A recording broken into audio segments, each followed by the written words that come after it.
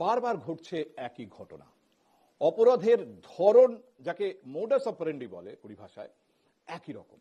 Motor বাইকে করে শিকারের কাছে আসা, খুব কাছ থেকে মাথায় কিংবা বুকে অথবা দুই জায়গাতেই গুলি, তারপর আবার মোটর বাইকে করে হাওয়া হয়ে যাওয়া। দুষ্কৃতীরা নাকি সুপারি কিলার, টাকার বিনিময়ে খুন করাই এদের পেশা। এদের আবার বেশিরভাগ আমদানি হচ্ছে ভিন রাজ্য থেকে। এটাই আমাদের রাজ্যের প্রশাসনের সাফাই। সাফাই বলছি, এই শব্দটা ব্যবহার করছি এই জন্য যে ভাবটা এমন, দেখুন এদের সবকিছু আমরা কিরকম জানি, তবে যেহেতু ভিন রাজ্য থেকে আমদানি হচ্ছে, আমরা ঠেকাবো কি করে? একটা খুন হচ্ছে, আমরা একটাকে ধরছি, আবার আরেকটা এসে ঢুকছে, আরেকটা খুন হচ্ছে। পরিস্থিতি কিন্তু আর খুব স্বাভাবিক থাকছে না, আতঙ্ক বাড়ছে আম জনতার মধ্যেও।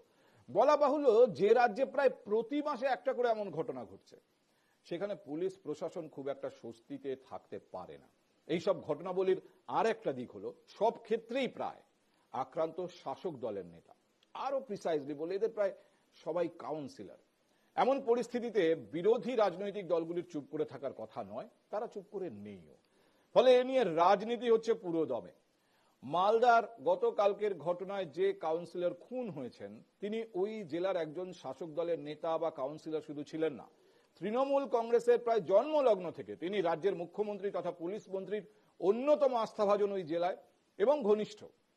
এমন একজন লোককে যে প্রকাশ্য দিবালোকে অস্ত্র হাতে তাড়া করে খুন করা যায়, এমন একটা প্লট হয়তো রহস্য রোমাঞ্চ উপন্যাসিক লালমোহন গাঙ্গুলির কল্পনাতেও আসত না। কিন্তু বাংলায় এসব কল্পনাতীত ঘটনা এখন ঘটছে। আজ স্বাভাবিকভাবেই এ নিয়ে আমরা কথা বলবো। কোথা থেকে আসছে এত সুপারি কিলার, এত অস্ত্র? প্রশ্নগুলো সহজ, কিন্তু এর উত্তর সম্ভবত এত সহজ নয়। আমি আলোচনায় আসার আগে আপনাদের একটু আপডেট দিতে চাই ঘটনা কালকের, এবং তারপর ইতিমধ্যেই 3 জন এবং শেষ খবর পাওয়া পর্যন্ত আরো একজন, 4 জন গ্রেপ্তার হয়েছে এই ঘটনায়।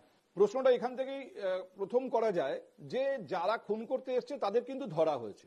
এর আগেও কসবায় যে ঘটনা হয়েছিল সেখানে খুনটা হয়নি, ফরচুনেটলি বন্দুক কাজ করেনি বলে, কিন্তু যারা এসেছিল তাদেরকে ধরা হয়েছে। তার আগে শক্তিগড়ে হয়েছে, সোদপুরে হয়েছে, মুর্শিদাবাদে হয়েছে, কিন্তু সব ক্ষেত্রে খুনিকে ধরা গেছে, কিন্তু তারপরে আবার খুন হয়েছে। আমি শুরুতেই আপনাদের বলছিলাম যে একজনকে ধরা হয় সুপারি কিলার হিসেবে, কিন্তু তার মানে এই নয় যে সুপারি কিলারের সাপ্লাই চেনে কোন রকম তার এফেক্ট পড়ে, ফলে আবার সুপারি কিলার আসে।